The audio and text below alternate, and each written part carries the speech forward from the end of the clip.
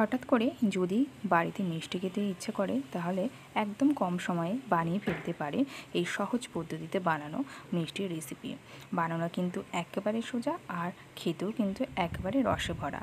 তো ফার্স্টে এখানে চায়ের কাপের বড় কাপের 1 কাপ ময়দা আমি মেখে নিয়েছিলাম, আর ময়দাটার মধ্যে আমি ঘি, বেকিং পাউডার, বেকিং সোডা, লবণ এগুলো দিয়ে বেশ ভালোভাবে মেখে 1 ঘন্টা মতন রেস্টে রেখেছিলাম। তো রেস্টে রাখার পর যেটা করতে হবে, এখানে আমি 3টে লেচি কেটে নিয়েছি। আর এগুলোকে এবার কি করতে হবে, যতটা সম্ভব এটাকে পাতলা করে বেলতে হবে। আর ময়দাটা মাখার সময় কিন্তু অবশ্যই করে খেয়াল রাখবেন যাতে হালকা একটু উষ্ণ গরম জল দিয়ে ময়দাটা মাখা হয়। তো এইবার একটা কিচেন স্ল্যাপের মধ্যে এইভাবে করে একটা ময়দার ডো নিয়ে যতটা সম্ভব প্রথমে হাতের সাহায্যে এইভাবে করে প্রেস করে নিয়ে একটা বেলনির সাহায্যে পাতলা করে বেলে নিতে হবে। আর এটা কিন্তু যতটা পাতলা করে বেলা হবে ততই কিন্তু এর ভিতরে রসটা ভালোভাবে চলে যাবে। তো দেখতেই পাচ্ছেন একদম বড় করে আর একদমই পাতলা করে আমি এটাকে বেলে নিয়েছি। এবার বাদবাকি যেগুলো আছে সেগুলোকেও এই একই প্রসেসে যতটা সম্ভব পাতলা করে বেলে নিতে হবে। তো দেখতেই পাচ্ছেন এখানে কিন্তু যেই 3টে ময়দার থেকে আমি লেচি কেটে নিয়েছিলাম সেই 3টেই কিন্তু বেলা হয়ে গেছে। আর প্রত্যেকটা কিন্তু এখানে একেবারে যতটা সম্ভব পাতলা করে আমি বেলে নিয়েছি। এরপরে যে স্টেপটা করতে হবে, এর উপরে দিয়ে দিতে হবে একটু ঘি।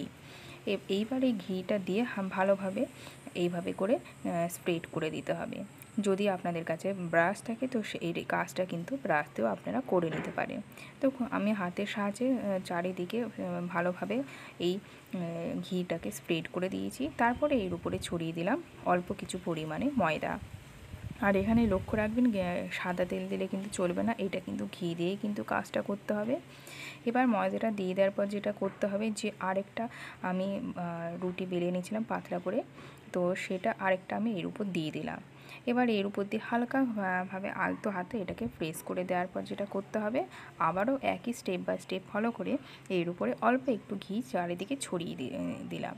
ছড়িয়ে দেওয়ার পর যেটা করতে হবে, এর উপরে অল্প একটু ময়দা চারিদিকে ছড়িয়ে দিতে হবে এইভাবে হাতের সাহায্যে। আর আবারও বলছি, যতটা সম্ভব ময়দাটা পাতলা করে বেলে নিতে হবে। তো ঘি দেওয়ার পর যেটা করলাম, আমি আবারও এর উপর দিক একটুখানি ময়দা ছড়িয়ে দিলাম। তো স্টেপ বাই স্টেপ ফলো করে আমি এই 3টে একসাথে বেলে নিয়েছি। তো দেখতে পাচ্ছেন এর উপর 3 নম্বরের উপরেও কিন্তু আমি একই স্টেপ ফলো করে কিন্তু ময়দা উপর দিয়ে ছড়িয়ে দিয়েছি, আর তার সাথে দিয়ে দিয়েছি একটুখানি ঘি। এইবার যেটা করতে হবে, এইগুলোকে ফোল্ড করে নিতে হবে। এইভাবে উল্টিয়ে এগুলোকে এইভাবে করে ফোল্ড করে নিতে হবে। ওই যে আমরা যেরকম এগ রোল বানাই ঠিক সেরকমভাবে এইগুলোকে এইভাবে করে ফোল্ড করে নিতে হবে।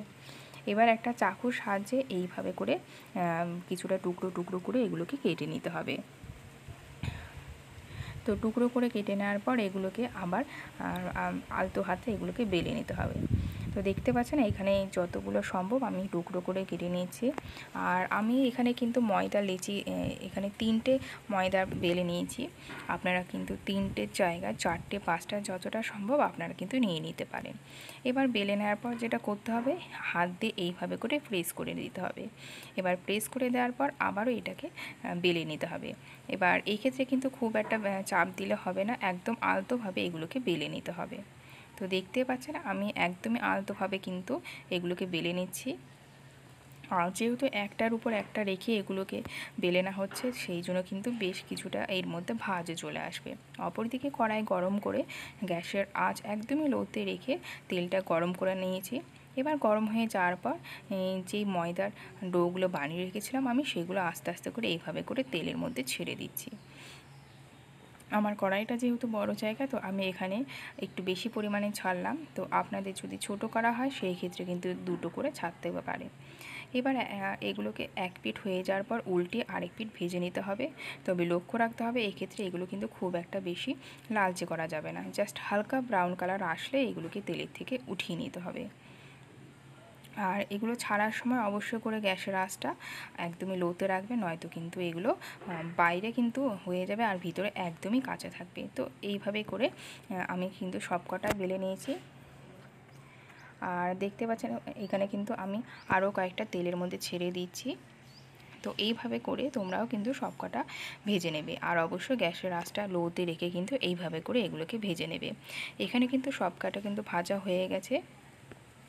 এবার অপর দিকে যেটা করতে হবে, এগুলো হালকা ঠান্ডা হয়ে যাওয়ার পর মিষ্টি রসের মধ্যে এগুলোকে ডুবোতে হবে। তো যার জন্য আমি এখানে দিয়ে দিয়েছিলাম চায়ের কাপের 1 কাপ চিনি, 1 কাপ জল। আর এখানে মনে রাখতে হবে যেই কাপে আপনারা চিনি মেপে দেবেন সেই কাপে কিন্তু জল, মানে একই পাত্রে চিনি আর জলটা মেপে দেবেন। তো এখানে আমি দিয়ে দিয়েছিলাম 1 কাপ চিনি, 1 কাপ জল। তো এটাকে বেশ ভালোভাবে ফুটিয়ে নিয়েছি। আর এর মধ্যে আমি দিয়ে দিয়েছিলাম 2টো এলাচ ফাটিয়ে দিয়ে দিয়েছিলাম। তবে লক্ষ্য রাখতে হবে এই মিষ্টি শিরাটা কিন্তু খুব একটা বেশি ঘন করলে চলবে না, জাস্ট একটু ফুটিয়ে নিলে হবে। এবার তার মিষ্টি শিরাটা ফুটিয়ে নেওয়ার পর হালকা একদম ঠান্ডা করে যে আমি ময়দা শেপে এগুলো ভেজে নিয়েছিলাম সেগুলো একটা একটা করে এর মধ্যে দিয়ে দিলাম। দিয়ে দেওয়ার পর যেটা করতে হবে, উল্টিয়ে পাল্টে এগুলো রসের মধ্যে চুবিয়ে সঙ্গে সঙ্গে এগুলোকে তুলে নিতে হবে। তবে এগুলো কিন্তু বেশিক্ষণ রাখা চলবে না, জাস্ট একটু রসের মধ্যে দিয়ে চুবিয়ে দিয়ে উল্টিয়ে পাল্টিয়ে এগুলোকে তুলে নিলে কিন্তু এর মধ্যে কিন্তু রসটা বেশ ভালোভাবে অ্যাবজর্ব হয়ে যাবে। তো দেখতেই পাচ্ছ এগুলো কিন্তু সবকটা রসের মধ্যে চুপিয়ে নেওয়ার পর আমি অন্য একটা পাত্রের মধ্যে নিয়ে নিয়েছি। তো কেমন লাগলো রেসিপিটা অবশ্যই কিন্তু কমেন্ট বক্সে জানিও। ভালো লাগলে লাইক, কমেন্ট ও শেয়ার করো।